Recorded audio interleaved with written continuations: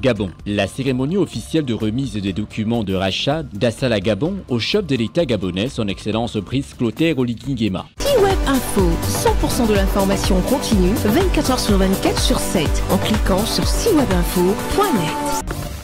En marge de la traditionnelle cérémonie de la levée des couleurs, instaurée par le Comité pour la transition et la restauration des institutions chaque lundi, le président de la transition, président de la République du Gabon, son Excellence le général Brice Clotaire Oligui Nguema, a réceptionné le lundi 1er juillet 2024 au Palais Rénovation les documents actant le rachat définitif du groupe Assala Énergie par l'État du Gabon. Lors de cette cérémonie qui a rassemblé le Premier ministre et son gouvernement, ainsi que les membres du CTRI et du directoire de Gabon Oil Company, le chef de l'État, en tant que grand maître des ordres nationaux, a décerné des médailles de l'ordre du mérite gabonais aux personnalités qui ont contribué au bon déroulement de cette opération qui a mis en valeur le droit de préemption de l'État pour l'acquisition de la société Assala Énergie. Dans son allocution de circonstance, le général Brice Clotaire Oligui Nguema a exprimé sa gratitude envers les éminentes personnalités décorées et a souligné l'importance de ce rachat historique pour l'État du Gabon. Comme vous le savez,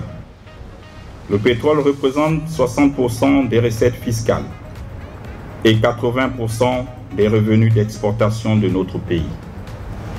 C'est dire que notre économie dépend fortement de la vente de l'or noir. Pour rappel, les premières missions de reconnaissance et de recherche pétrolière datent de 1931, financées par le gouvernement général de l'Afrique équatoriale française, AEF.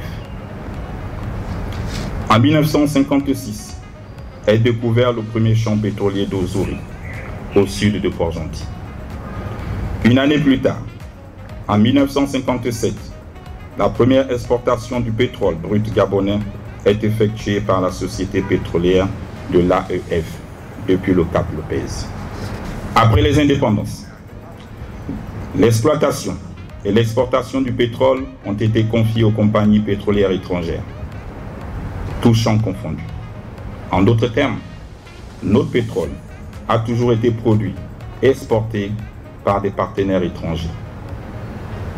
Mes chers compatriotes, au lendemain du coup de la libération du 30 août 2023, les forces de défense et de sécurité, réunies au sein du Comité pour la transition et la restauration des institutions, CTRI, avaient pris l'engagement de redonner au peuple gabonais sa dignité et de restaurer la souveraineté de notre pays.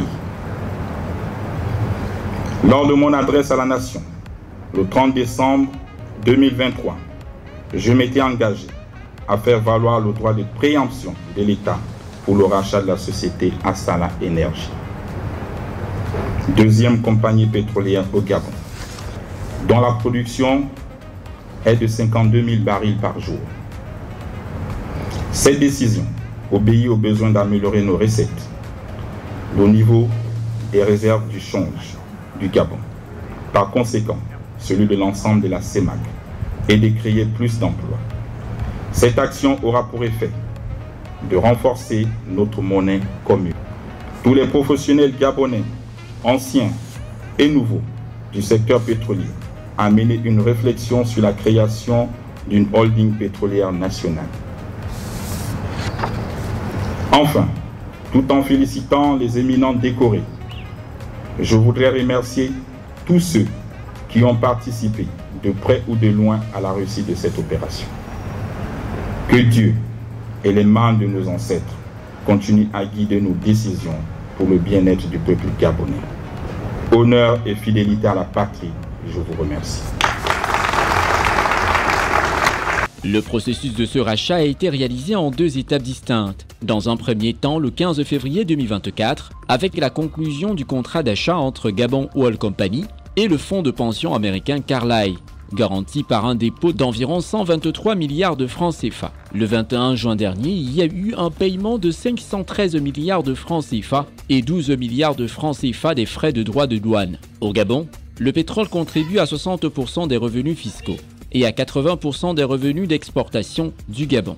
Cet acte d'achat permet au Gabon d'augmenter ses recettes, ses réserves d'échange et celles de la CEMAC, tout en créant davantage d'opportunités d'emploi. Retrouvez toute l'actualité afro-mondiale en ligne et en multidiffusion sur CIWAB Info et plateformes digitales, Facebook, YouTube, Instagram et en simultané sur Radio Voltage 2.